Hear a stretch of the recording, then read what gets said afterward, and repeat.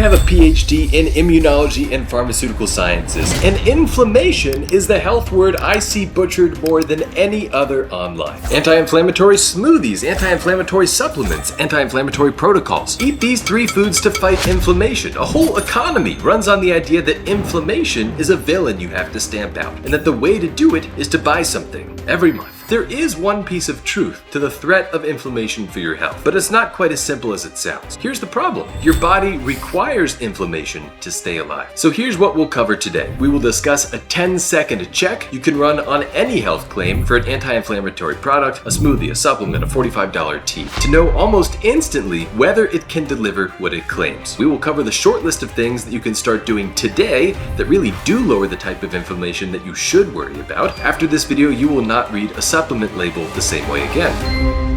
First, a primer on the 2 very broad types of inflammation that you should be able to differentiate between. You mount a short-term, acute inflammatory response, for example, when you cut your finger, when you catch a cold, and your immune system floods the area with inflammatory signals and cytokines that work to summon white blood cells to initiate defense and then repair in your tissues. And people who can't mount that acute inflammatory response, either due to certain genetic conditions or during some types of treatments, like some types of chemo, they're in real danger from infections that you may not otherwise even notice at all. That's acute inflammation. It's like the fire department racing to put out a real fire, and then they go home. It turns on, solves the issue, and turns off. That's very different from chronic inflammation, which is more concerning for chronic diseases, and we'll talk about more in a moment. So when someone tells you to reduce your inflammation, your first question should be, which kind? Inflammation is a diverse and extremely complicated response that your body often uses to keep itself alive. And you obviously don't want to globally downregulate all inflammation. But as we age, a lot of us do develop a different type of this low, chronic, body-wide inflammation that never fully resolves. There's no wound it's trying to fix, there's no infection, there's nothing to fight. It just kind of simmers along in the background year after year, slowly wearing on your body as it goes, and it shows up in your blood. In one classic study of healthy older adults, the people with 2 inflammatory markers that were both elevated were about 2.6 times more likely to die over the follow-up compared to those who had both markers low. But here, there is an extremely important principle to understand, and this is where the internet easily goes off the rails. Everything I just said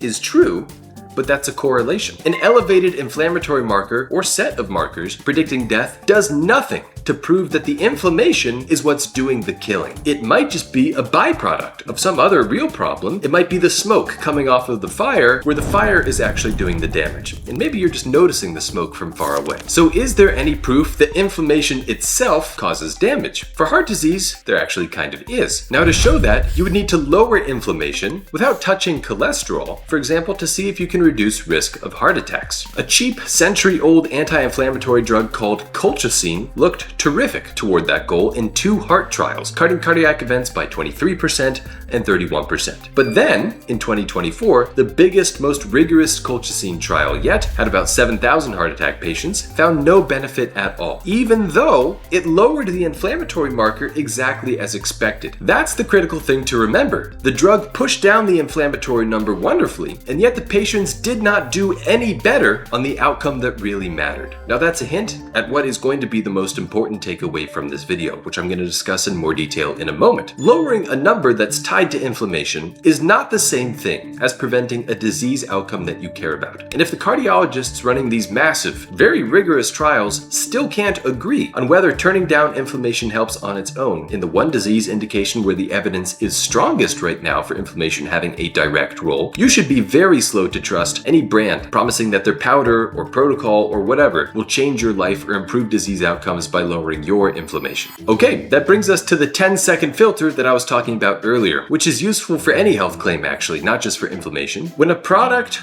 or any type of health intervention leans on a sciencey sounding mechanism, like reduces inflammation or balances hormones or supports gut health, anything like that, that's a major red flag for you to learn to recognize. I want you to learn to listen for the difference between claims based on mechanisms versus based on outcomes. Outcomes are the things you really care about. A claim for an outcome would be like reduces risk of death by 15%, reduces risk of fracture by Y%, reduces odds of hospitalization with influenza by Z%. Notice how those things are concrete health outcomes that you care about that directly influence your health. Notice how they're testable. those claims are falsifiable. Mechanism-based claims, though, like balances your cortisol or balances inflammation, they're useless when they're not tied to real outcomes that you care about, and yet those types of mechanistic claims are used to sell products and protocols all of the time. So here's what to think when you hear a health claim for a new product or protocol next time. Number 1, what outcome is this supposed to change? Number 2, by how much?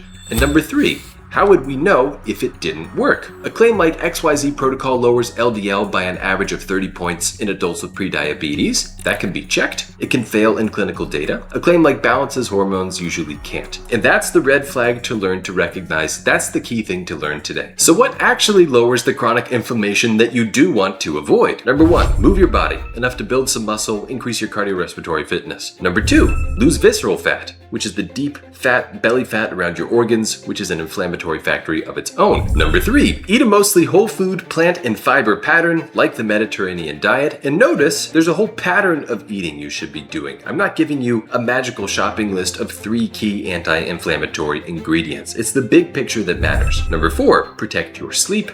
And number 5, don't smoke. Notice what's not on the list. No supplement, no powder, no $45 tea. The boring stuff is the only actual answer with solid evidence. If you want to go deeper, I wrote a full essay on inflammation and related health evidence on my Substack. I sort turmeric, fish oil, other interventions into 3 buckets of evidence. I tell you whether measuring your own inflammation makes sense for most people. The bottom line is that inflammation does matter for your health. It's one of the biggest ideas in aging science right now, but almost everything being sold to you under the anti-inflammatory banner is either unproven or it's aimed at nothing more than a mechanism rather than an outcome, yet it still demands that you pay a premium for it. If you enjoyed this video, check out my video on the number 1 predictor of how long you will live, a number that's a better predictor than whether or not you smoke. Make sure you hit that subscribe and I'll see you next time.